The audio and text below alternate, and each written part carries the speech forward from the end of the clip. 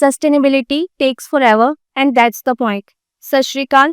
माता गुजरी कॉलेज का ऑफिशियल यूट्यूब चैनल देख रहे हैं सारे ही दर्शकों का मैं अंबिका ठाकुर स्वागत करती हूँ। आज का जो हमारा इंटरव्यू सेशन है वो है सस्टेनेबल डेवलपमेंट के ऊपर। जैसे कि आज के टाइम पे बहुत सारे चैलेंजेस हम लोग फेस कर रहे हैं, चाहे वो क्लाइमेट चेंज हो, चाहे रिसोर्स डिप्लीशन हो या और भी चीज़ें जो इन्वायरमेंट से रिलेटेड हो। तो सस्टेनेबल डेवलपमेंट पर बात करने के लिए आज हमारे साथ मौजूद हैं doctor Rajnish. First of all most welcome ma'am. So ma'am first of all मतलब मैं सबसे पहले आपसे ये पूछना चाहूँगी, how will you define sustainable development? Sustainable development it is a balance between environmental health, economic viability, social equity. जो भी हमारी प्रेजेंट जनरेशन की रिक्वायरमेंट है, नीड्स है, उसको फुलफिल करना है बाय यूजिंग रिसोर्स एफिशिएंट, ताकि जो रिसोर्सेज हैं वो प्रेजेंट जो हमारी जनरेशन है वो तो यूज़ कर सके, जो हमारी आने वाली पीढ़ी है, नेक्स्ट जनरेशन है, उसके लिए भी हम सेव करके रख सकें, प्रोटेक्ट करके रख सकें। That is sustainable. Okay, so according to you, why do you think it is very crucial in today's world? It's very crucial because जैसे क्लाइमेट चेंजेस, ग्लोबल वार्मिंग हो रही है बहुत ज़्यादा, जितना पोल्यूशन इंक्रीज हो रहा है, इतना एनवायरमेंट इश्यूज हो रहे हैं, उससे हेल्थ इश्यूज हो रहे हैं। तो इस टॉपिक पे बात करना या इन प्रैक्टिसेस को फॉलो करना बहुत ज़्यादा इम्पोर्टेंट है, क्योंकि अगर हम इस चीज़ पे बात नहीं करेंगे या इन प्रैक्टिसेस को फॉलो नहीं करेंगे तो जो बैलेंस है हमारी एनवायरनमेंट का, हमारी ह्यूमन बींग्स का, हमारी बायोडाइवर्सिटी लॉस हो रही है। बहुत सारी स्पीसीज आपने सुना होगा एंडेंजर हो रही है। तो जो फूड चेन जो है हमारी इनबैलेंस होते जाए, अब जो बैलेंस ही खराब हो जाएगा तो जो हमारा एक सर्कल है वो प्रॉपर चल नहीं पाएगा और कहीं ना कहीं हमारा इकोसिस्टम, हमारी अपनी हेल्थ, हमारे एनिमल्स, जो भी पूरा एनवायरनमेंट है उससे सफ़र हो। तो इस पे थोड़ा सा हमें प्रैक्टिस पे फॉलो करना। जैसे कि सस्टेनेबल डेवलपमेंट बात यही है कि अपनी नीड्स तो पूरी करो बट फ्यूचर जनरेशन्स की नीड्स को भी दिमाग में रखो, but it is very difficult. So आपको क्या लगता है कि कौन से ज़्यादा बिगेस्ट चैलेंजेस हैं सस्टेनेबल ग्रोथ अचीव करने के लिए? जैसे जैसे पॉपुलेशन इंक्रीज होती जा रही, पॉपुलेशन इंक्रीज हो रही तो ऑब्वियसली हमें रिसोर्सेज ज़्यादा चाहिए। रिसोर्सेज तो हमारे पास लिमिटेड है, बट पॉपुलेशन इंक्रीज हो रही है तो हमारा जो रिसोर्स है प्रेशर इंक्रीज हो रहा है। हमारी पब्लिक अवेयरनेस नहीं है, हम जिन रिसोर्सेज यूज़ करते जा रहे हैं, गिरते जा रहे हैं, उनके वेस्ट पे जो है मैनेजमेंट नहीं करते। जिसके कुछ लोग हैं बहुत ज़्यादा उन रिसोर्सेज को यूज़ कर रहे हैं, कुछ है उनके पास वो रिसोर्सेज अवेलेबल ही नहीं है, और जिनके पास है उनको वो वेस्ट करे जा रहे हैं। जितना उनको ज़रूरत है उससे अलावा वो उनको वेस्ट भी कर रहे हैं। तो हमें कोशिश करनी है कि जो रिसोर्सेज हमारे पास है उनको इतनी एफिशिएंटली यूज़ करें जितना हमें नीड है। उसके अलावा जो है आपके जो हमारी नेक्स्ट जनरेशन है उनके लिए हम सेव कर सकें, जो प्रैक्टिसेस है वो फॉलो करें। जैसे हम एग्रीकल्चर की बात करते हैं तो एग्रीकल्चर में हमारी जो क्रॉप है, ठीक है, अब कोई प्रॉब्लम आती है, डिजीजेज आती हैं, तो हम पेस्टिसाइड पे बहुत ज़्यादा डिपेंडेंट हो गए हैं, वीडिसाइड्स इतना यूज़ कर रहे हैं, फर्टिलाइजर इतना यूज़ कर रहे हैं।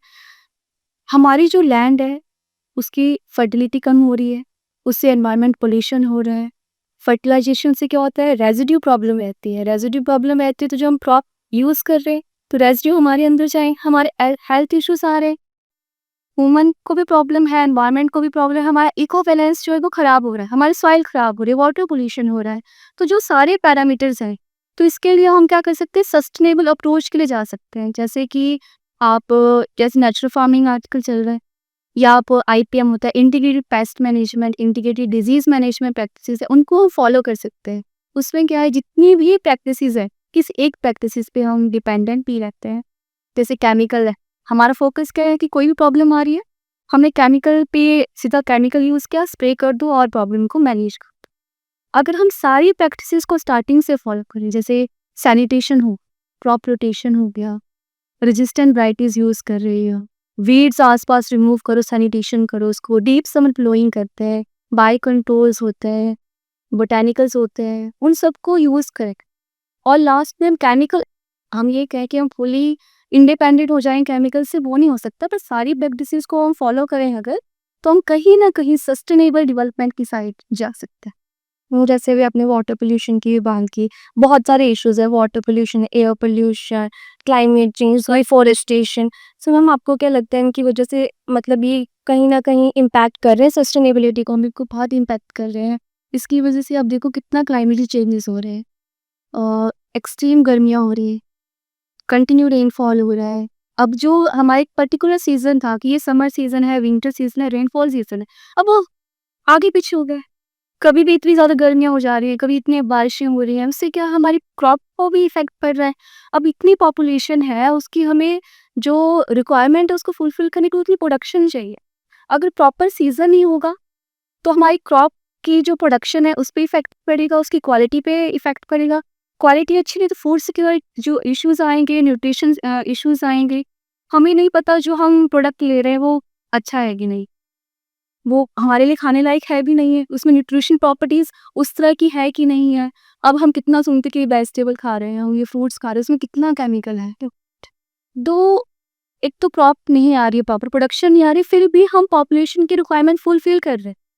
तो वो कहाँ से आ रहा है? हो सकता है उसमें कोई केमिकल मिक्स है।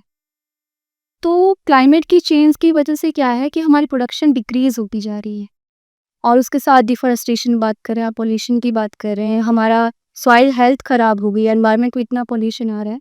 तो ये सारे जो इश्यूज़ हैं, इनको बैलेंस करना ज़रूरी हो गया है हमारे लिए। अपनी जो पॉपुलेशन है उसकी रिक्वायरमेंट को फुलफ़िल करने के लिए, अपने रिसोर्सेज़ को बचाने के लिए हम जो नॉन रिन्यूएबल है, उन रिसोर्सेज़ में ज़्यादा डिपेंडेंट है, किसी पर्टिकुलर रिसोर्सेज़ है उन पे ज़्यादा डिपेंडेंट है।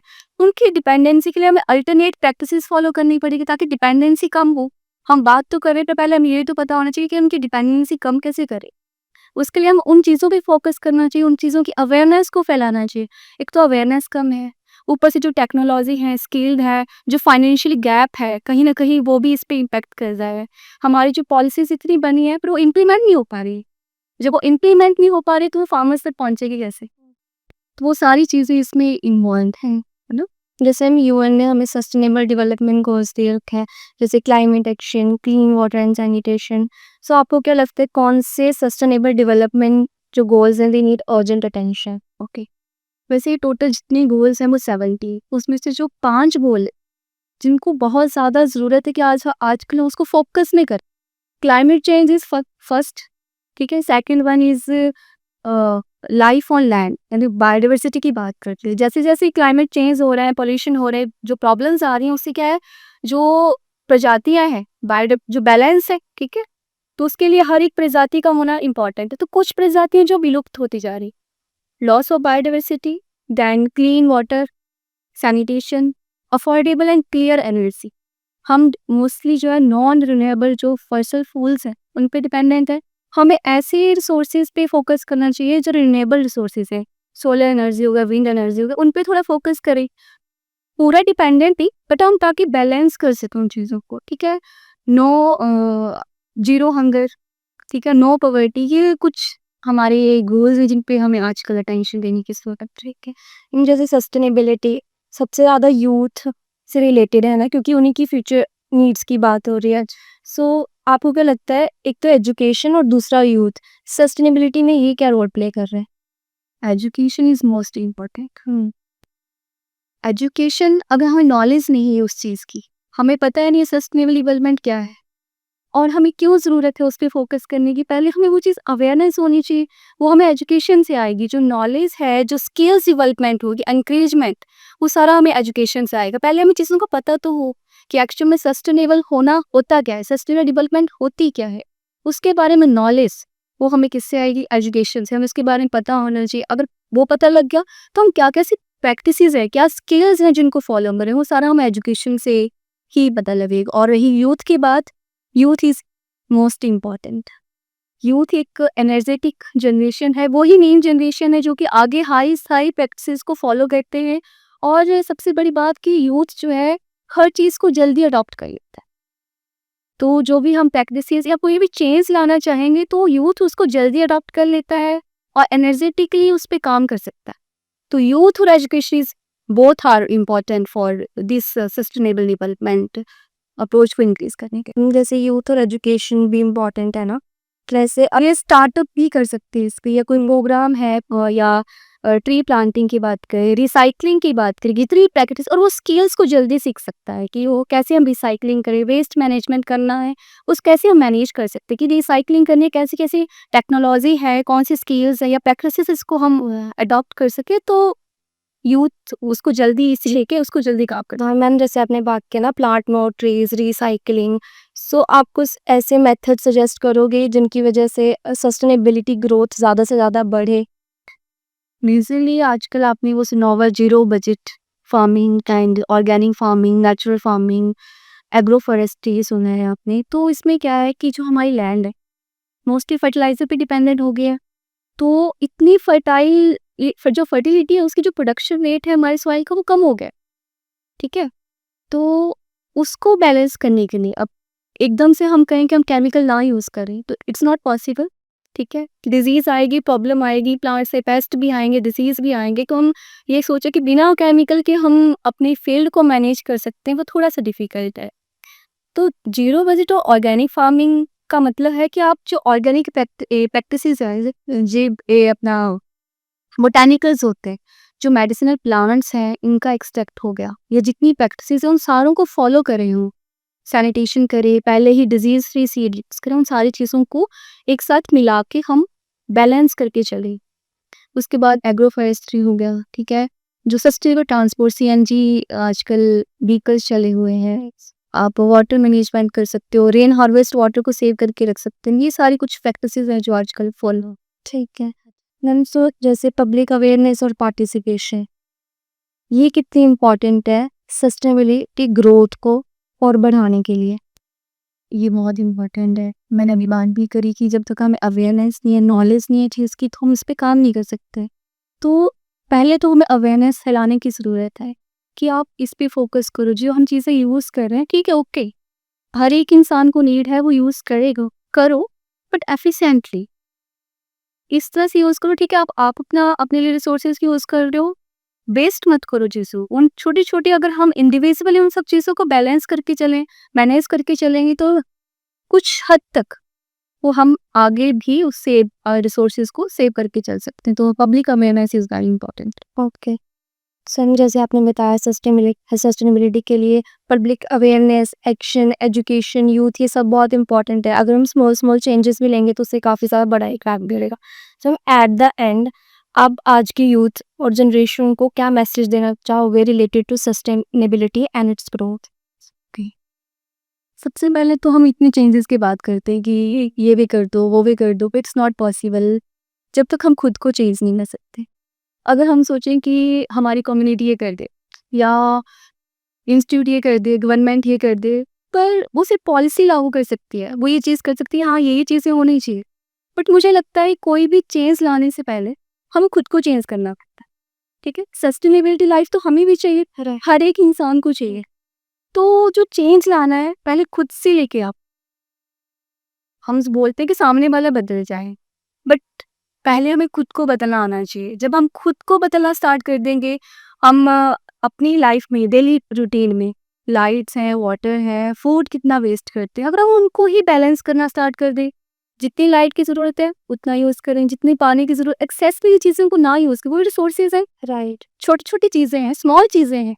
अगर हम उन्हीं को बैलेंस कर दें, उन्हीं को मैनेज करके स्टार्ट करना, इंडिविजुअल कर रही हूँ ना, अकेले कर रहे हैं सारे, हम सब चीज़ों को चेंज करना स्टार्ट कर दें, वेस्ट ना करें, फूड को वेस्ट ना करें, तो धीरे धीरे 1 2 3 मिलके बहुत सारे मिल जाएंगे, ठीक है। और वो चेंजेस अपने आप ही हमारी कम्युनिटी में, जो हमारा आसपास का एरिया, उसमें आने लग जाएगा। तो कुछ भी चेंज लाने से पहले अपने आप से स्टार्ट करना चाहिए। Then first we start changing from ourselves, then we can change the environment. Okay, thank you ma'am. So ये था हमारा program on sustainable development. Thank you so much ma'am for sharing such insightful details. So आज के program से हमें ये पता लगा कि sustainability it comes with public awareness, it comes with action and participation, कि small small changes they can also make a bigger impact. अगर हम small small changes, for example हम ट्रीज प्लांट करना शुरू कर दें, वाटर को वेस्ट करना बंद कर दें, रेन वाटर को हार्वेस्ट करना शुरू कर दें, ऐसे छोटे छोटे चेंजेस एक्सेप्ट करेंगे तो कहीं ना कहीं हमारे रिसोर्सेज आगे की फ्यूचर जनरेशन्स के लिए भी बच के रह सकते हैं। So at the end I would say sustainability is no longer an idea, it's a necessity. I hope आपको ये आज का प्रोग्राम अच्छा लगा होगा। ऐसे ही और प्रोग्राम्स के लिए देखते रहिए माता गुजरी कॉलेज का ऑफिशियल यूट्यूब चैनल। तब तक के लिए मुझे यानी अंबिका ठाकुर को दीजिए इजाज़त। धन्यवाद।